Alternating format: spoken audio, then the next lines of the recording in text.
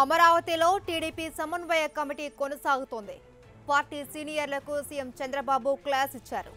Party కార్యక్రమాల్లో సీనియర్లు చురుగ్గా పాల్గొనడం లేదని, వారికి సీనియర్లు అనే ఇగో వచ్చిందా లేక పదవులు ఉన్నాయనే ఆహానికి పోతున్నారా అని ఆగ్రహం వ్యక్తం చేశారు.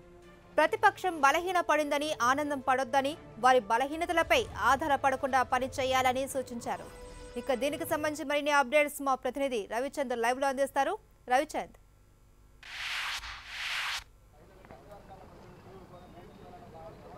మహేశ్వరి, ముఖ్యమంత్రి చంద్రబాబు సమన్వయ కమిటీ సమావేశంలో కొన్ని కీలక వ్యాఖ్యలు చేస్తున్నారు. పార్టీలో చాలామంది నేతలు ఈగోకి పోతున్నారు, సీనియర్స్ అనే అహంకారం ప్రదర్శిస్తున్నారు. పార్టీ ఇబ్బందుల్లో ఉన్నప్పుడు కనీసం నోరు తెరిచి కూడా మాట్లాడలేదనే విధంగా కూడా చంద్రబాబు తీవ్ర వ్యాఖ్యలు చేశారు.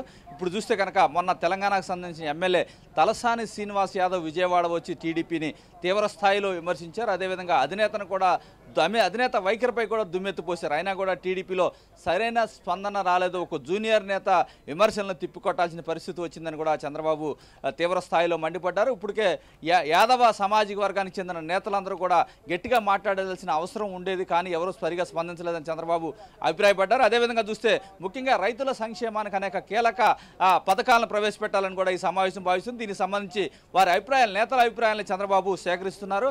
అదేవిధంగా జై హో బీసీ రాజమండ్రిలో ఈ నెల 27వ తారీఖున భారీ ఎత్తున జరపాల్సిన అవసరం ఉంది. దీనికి సంబంధించి బీసీలందరినీ సమాయత్తం చేసి ఆ సభకి లక్షలాది మందిని తరలించాలని కూడా చంద్రబాబు నేతలకు చెప్పడం జరిగింది. అదేవిధంగా కలకత్తాకు సంబంధించి ఏదైతే మీటింగ్ కూడా సక్సెస్ అయింది, అదే స్థాయిలో అమరావతిలో కూడా బీజేపీయేతర పక్షాలతో భారీ సభను జరుపుకోవడానికి కూడా ఒక సన్నాహక మీటింగ్లు అయితే జరపాల్సిన అవసరం ఉంది.